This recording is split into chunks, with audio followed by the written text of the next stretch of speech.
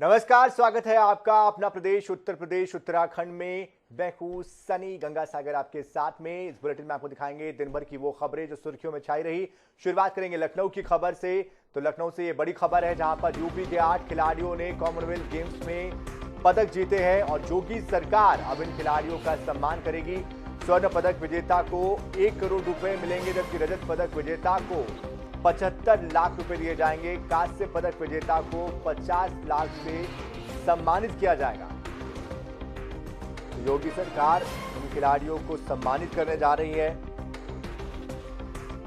स्वर्ण, रजत और कांस्य पदक के विजेताओं का सम्मान किया जाएगा। यूपी के 8 खिलाड़ियों ने कॉमनवेल्थ गेम्स में पदक जीते हैं, भारत का नाम रोशन किया है, बड़ी उपलब्धि हासिल की है।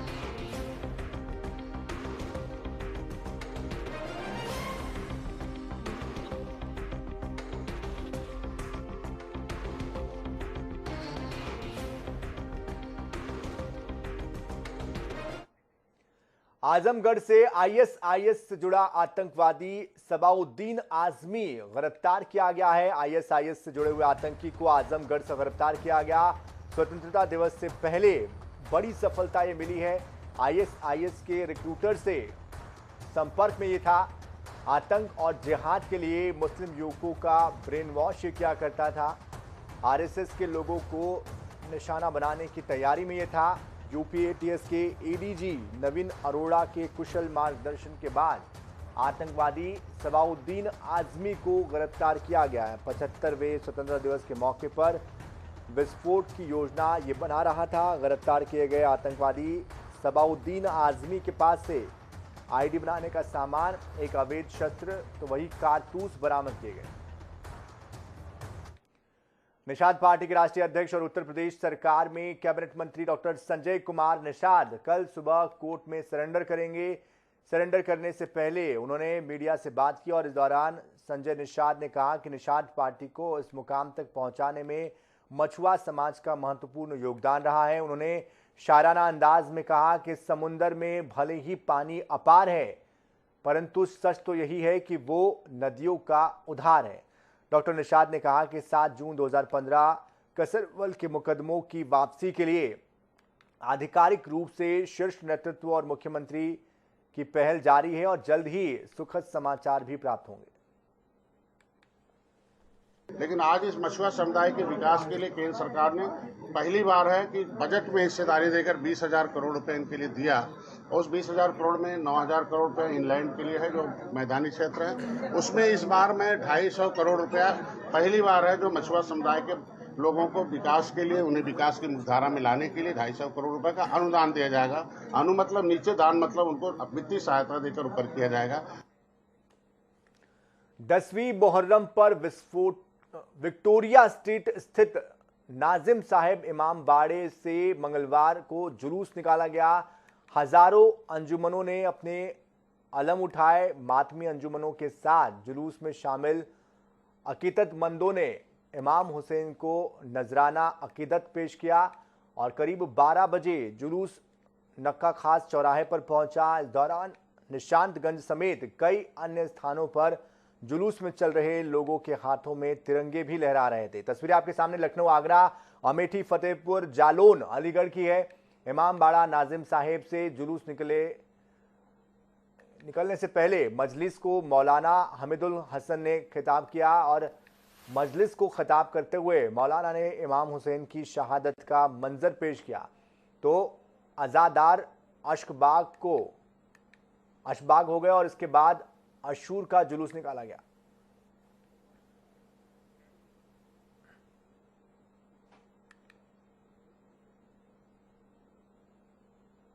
तो लखनऊ, आगरा, अमेठी, फतेहपुर, जालौन, अलीगढ़ की ये तस्वीरें जब इमाम हुसैन को नजराना अकीदत किया गया। और अब बात दबंगई दिखाते बुलडोजर की। नोएडा की ग्रैंड ओमैक्स सोसाइटी में महिला से गाली गलौज करने वाले कथित नेता श्रीकांत त्यागी को गिरफ्तार कर लिया गया है। त्यागी के साथ पुलिस ने 3 लोगों को मेरठ से गिरफ्तार किया। श्रीकांत नोएडा की सोसाइटी में महिला के साथ बदसलूकी के मामले में फरार चल रहा था। श्रीकांत कल रात सहारनपुर आया था और आज सुबह सहारनपुर से मेरठ के लिए पहुंचा था, जहां पर उसको गिरफ्तार कर लिया गया। श्रीकांत त्यागी कल अपने करीबी से मिलकर कोर्ट में सरेंडर करने वाला था। बताया जा रहा है कि श्रीकांत त्यागी लगातार पत्नी और वकील से बात करने की कोशिश कर रहा था और इसी से पुलिस को उसकी लोकेशन की जानकारी हुई और इसके बाद पुलिस ने मेरठ से श्रीकांत को गिरफ्तार कर लिया। यहाँ पर भारतीय जनता पार्टी पिछड़ा वर्ग मोर्चे का प्रशिक्षण वर्ग चल रहा है। उसके सभापति को संबोधित करने का समय हो गया। 4 बजे आप गिरफ्तारी हो गई है। ये कौन बड़ी बात है? कोई अपराध करेगा, किसी के खिलाफ मुकदमा होगा, गिरफ्तारी तो होगी। उत्तर प्रदेश में क्या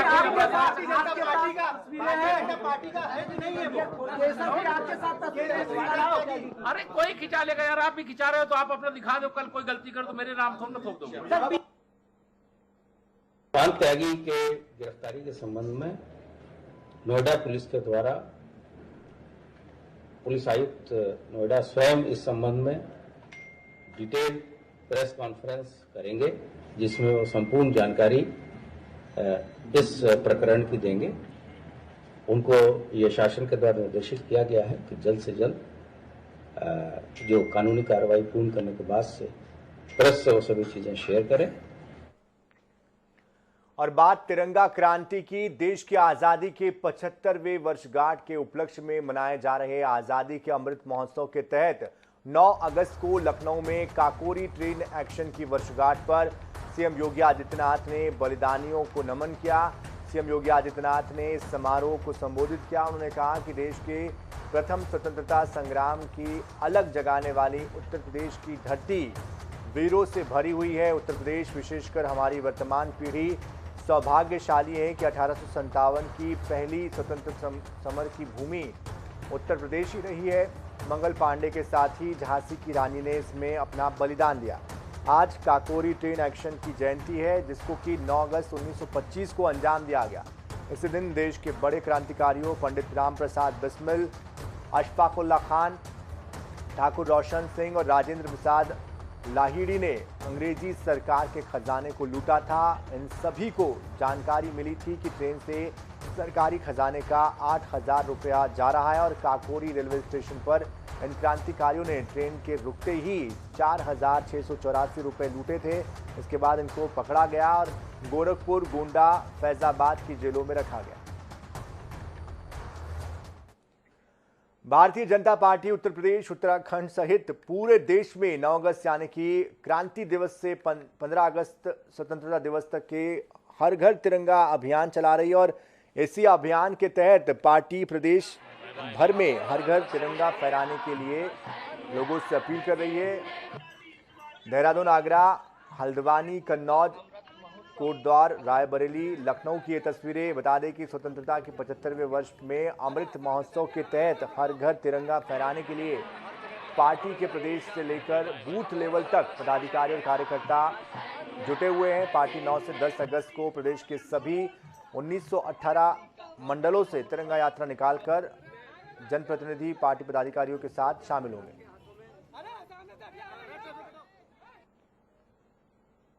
भारतीय जनता पार्टी के प्रदेश के यशस्वी नेतृत्व ने प्रदेश के सभी 1918 मंडलों में तिरंगा यात्राएं निकालने, महापुरुषों की जो प्रतिमाएं हैं वहां स्वच्छता अभियान चलाने और आज़ादी की लड़ाई में जिन महापुरुषों का योगदान रहा उनके गौरव को लेकर के लोगों में गोष्ठियां करने, इस तरह का एक अभियान ले रखा है जो आज 9 अगस्त है और ऐतिहासिक दिन है।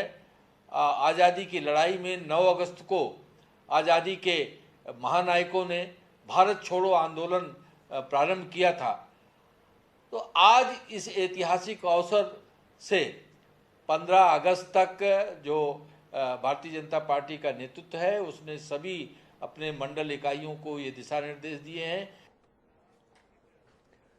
सपा सुप्रीमो अखिलेश यादव ने अपने पार्टी के सभी कार्यकर्ताओं को दिशा निर्देश दिए हैं। कहा है कि 9 अगस्त से 15 अगस्त तक सभी समाजवादी पार्टी के कार्यकर्ता क्रांति दिवस का अभियान शुरू करें।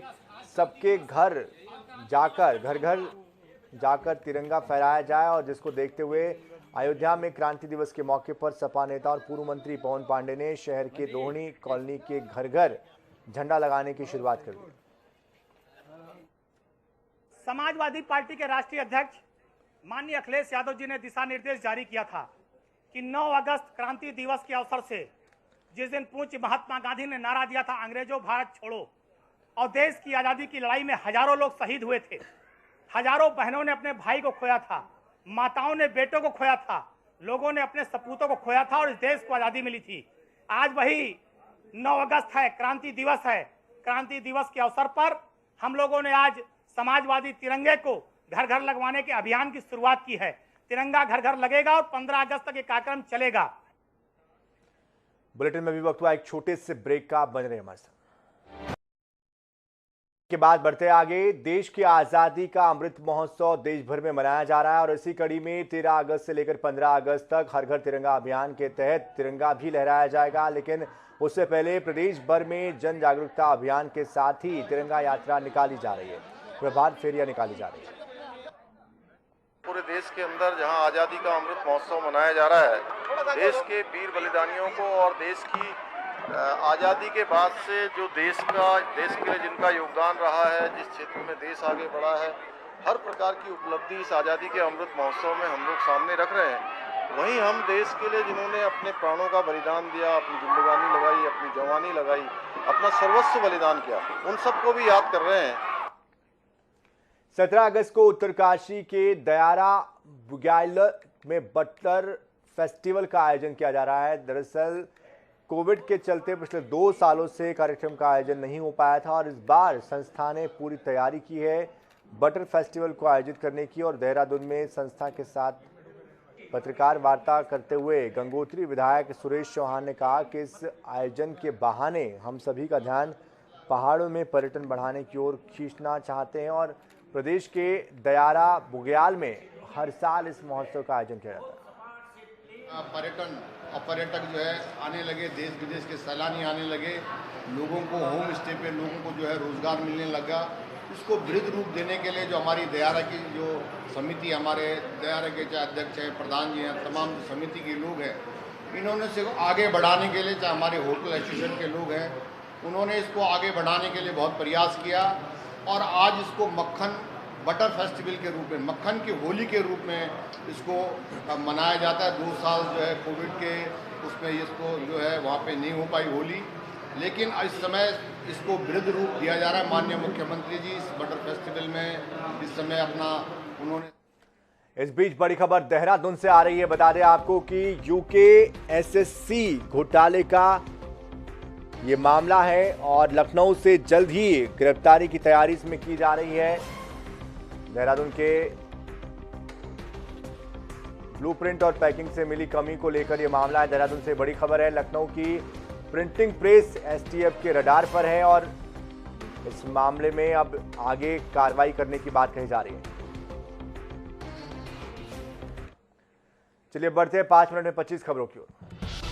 देहरादून के दयारा बुग्याल में बटर फेस्टिवल का आयोजन किया जा रहा है, जिसे लेकर संस्था ने पूरी तैयारी कर ली है। देहरादून में राष्ट्रीय स्वास्थ्य मिशन के निर्देशक और प्रभारी सचिव अस्पतालों में राष्ट्रीय स्वास्थ्य मिशन की योजनाओं की स्थिति को जांचने का काम कर रहे हैं। देहरादून में कांग्रेस ने भारत जोड़ो तिरंगा यात्रा का शुभारंभ कर दिया है। प्रदेश अध्यक्ष करण माहारा ने जहां रुद्रप्रयाग में यात्रा का प्रारंभ किया, तो वहीं इसका समापन 15 अगस्त को देहरादून में होगा। देहरादून में काबीना मंत्री गणेश जोशी ने अपने कैंप कार्यालय से तिरंगा घर घर तिरंगा अभियान की शुरुआत की है। कोटद्वार में कांग्रेस पार्टी के पूर्व विधायक प्रत्याशी राजपाल बिष्ट ने भारत जोड़ो तिरंगा यात्रा की शुरुआत की है। अलीगढ़ में मुहर्रम का शिया समुदाय के लोगों ने गमगीन माहौल में मनाया इस त्योहार को। वहीं AMU परिसर से करबला के लिए जुलूस की शुरुआत की गई। फतेहपुर जिले के सदर क्षेत्र के जोशियाने मोहल्ले में अंडे का ताजिया रखा जाता है और जिसको देखने के लिए शहर से लेकर गांव तक के लोग यहां पहुंचते और मन्नतें मांगते हैं। जालौन में अशराए मुहर्रम की 10वीं पर शिया समुदाय का जुलूस निकाला गया। अमेठी में मुहर्रम को लेकर चप्पे चप्पे पर पुलिस फोर्स तैनात की गई। वही जिलाधिकारी और अपर पुलिस अधीक्षक भारी पुलिस बल के साथ मौजूद रहे। अलीगढ़ में हर घर तिरंगा अभियान के तहत घर घर तिरंगा लगाए जाने को लेकर बीजेपी कार्यकर्ताओं ने तिरंगा रैली निकाली। महाराजगंज जिले के सोनोली थाना क्षेत्र में एक 50 वर्षीय व्यक्ति ने 8 साल की मासूम के साथ दुष्कर्म किया। रामलीला कमेटी ने बरिया घाट में सावन के आखिरी सोमवार के दिन पंचमुखी महादेव के मंदिर में भव्य अद्भुत श्रृंगार किया गया।